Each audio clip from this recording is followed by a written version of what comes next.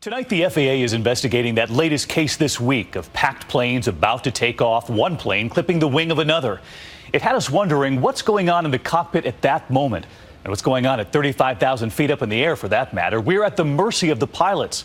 So we sent our Martha Raddatz to find out the plain truth. And the scary thing is not the things you are afraid of, that you should be afraid of. This horrific video of a 747 cargo plane crashing in Afghanistan 3 days ago has gone viral. It's a horrible video. It's a terrible thing to watch. Former Marine Corps fighter pilot and trained mishap investigator Steve Ganyard says even disasters like this are no reason to develop a fear of flying. There are hundreds of 747-400s that are flying safely every day, and it shouldn't be cause for concern. We talked to 3 current or retired pilots who gave up the skinny on what pilots really think of the passengers' fears, the worries that aren't really problems, and the hidden dangers that don't get much attention. First up, pilots behaving badly. Last year, a well-publicized case of a pilot who began ranting mid-flight and had to be restrained by passengers had a lot of people worried about the mental stability of flight crews.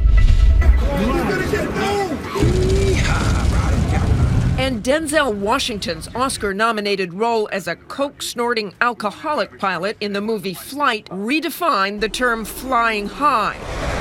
But current pilot Patrick Smith, author of Cockpit Confidential, says that portrayal is a slanderous fib. That's so preposterous that it's too ridiculous to entertain, really.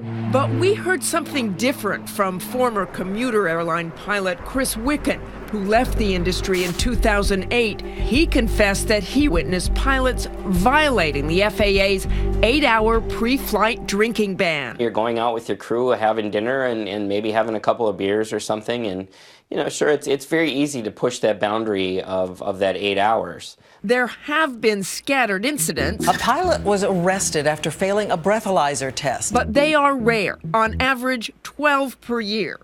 The real problem, according to many pilots, is not mentally ill or wasted pilots, but the tired skies. Forget the glamour of the aviation's golden age depicted in Catch Me If You Can. Are you a real life pilot? I sure am, little lady. Many pilots confess that the humbling reality is low wages, brutal hours, and even scrounging for a place to sleep in so-called crash pads, like this one shot by ABC News in 2011, or even worse, spending the night in airline crew lounges. You're getting less and less restful, fit sleep. You feel not quite sharp enough to do sometimes even the simplest tasks, much less fly an airplane safely. Pilot fatigue was a contributing factor in the crash of a Colgan Airjet in Buffalo in 2010. While safety officials have issued new rules to combat the problem, the constant grind of a hectic flying schedule remains a big concern. The reality of being a pilot today is more or less just a bus driver in the sky, just a glorified bus driver. Another pilot confession involves the hazards of electronic devices in the air. Should you really be scared for your life if Alec Baldwin is secretly playing Words with Friends across the aisle? Do you turn off your BlackBerry when you get on? I'm really bad when I get caught by the stewardesses continuing to text prior to takeoff. Colonel Steve Ganyard thinks it's probably not true that your cell phone will interfere with the pilot's ability to fly the plane. This is one of these things that I think the FAA will be looking at. The wings are not going to come off if your cell phone is on. On the other hand, Ganyard is troubled about over-reliance on the electronics the pilots are using. These airplanes are so capable, you can, right after takeoff, press a button. It will fly all the way to the destination, land, stop the airplane, and the next thing you need to do is taxi into the gate.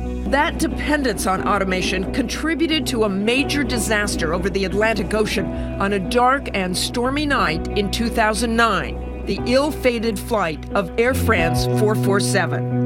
3.5 hours after takeoff, the plane's automatic pilot system suddenly shut down, as demonstrated to our Elizabeth Vargas in this flight simulator. There's a warning. The aircraft is now in my control. I have to fly it manually. It should have been a routine situation, but when the Air France pilot took over the controls, he mistakenly put the jet into a fatal stall, sending it into the ocean. All 228 souls aboard were lost. The machine failed them. Any pilot who was trained 20, 25 years ago would have been able to get out of that because they would have known what they were seeing and they would have known what to do. Hollywood films like Castaway, which dramatically depicts Tom Hanks' plane encountering a storm, makes the public terrified of flying in bad weather. But Colonel Ganyard says, chill. Turbulence should scare the heck out of people in one circumstance, if they don't have their seatbelt on. The people that have been killed by turbulence have bounced off the ceiling. Okay, but what about lightning? It's okay. The lightning comes and hits the airplane and it's grounded and it goes off back into the air. A far greater danger, say our pilots, is what's happening on the ground. Those planes that clipped each other this week at Newark Airport. We got some serious tail damage. It is failed. It's a growing concern. A couple of years ago at JFK Airport, a regional jet was spun around like a top by a much larger aircraft. And in this shocking video, a Russian plane overshoots the runway and crashes into a highway. 4 people lost their lives.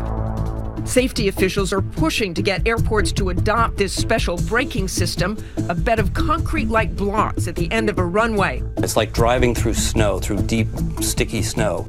It stopped this jet in Charleston, West Virginia, from going off the runway and over the side of a mountain. Nobody wants that airplane to land safely more than the pilots. So sit back, relax, and enjoy your flight. These are folks who are very, very professional. They feel a real sense of extraordinary responsibility for their airplane and for the passengers that fly on them.